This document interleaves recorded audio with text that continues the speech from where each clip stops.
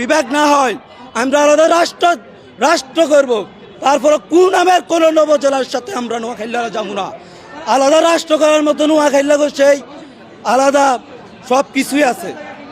বাংলাদেশ থেকেও বড় 10 গুণ বড় আমাদের নোয়াখালীর যে আয়তন বৃদ্ধি পাইতেছে বাংলাদেশ থেকেও বড় অঞ্চল হইতে যাচ্ছে।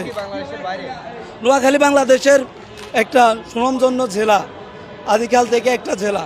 তবে আমাদের সাথে যদি সরকার বৈষম্য করে তাহলে আমরাও বৈষম্য করব। সরকার এই পর্যন্ত আমাদের নোয়াখালীতে কিছুই করে নাই। আমাদের বৃহত্তর নোয়াখালী একটা প্রাচীন জেলা, এ পর্যন্ত তারা আমাদের নোয়াখালীর জন্য বিন্দু পরিমাণ কিছু করে না। যতগুলো আপনি প্রাইভেট মেডিকেল কলেজ দেখবেন আমাদের নোয়াখালীতে সব আছে প্রাইভেট মেডিকেল কলেজ। আপনার যা দেখবেন সব প্রাইভেট, যতগুলা অবকাঠামো দেখবেন সব প্রাইভেট। সরকারে এখানে কিছুই করে নাই। আমাদের নোয়াখালীরা সবসময় বৈষম্য শিকার।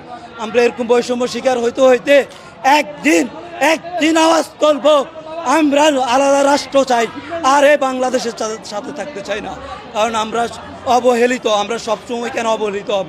যেই সরকারে আসছে সেই সরকার আমাদের নোয়াখালীতে কোনো উন্নয়ন কাজ করে নাই, তাহলে আমরা কেন এই যে দেশের আরেকটা জেলা থাকবো?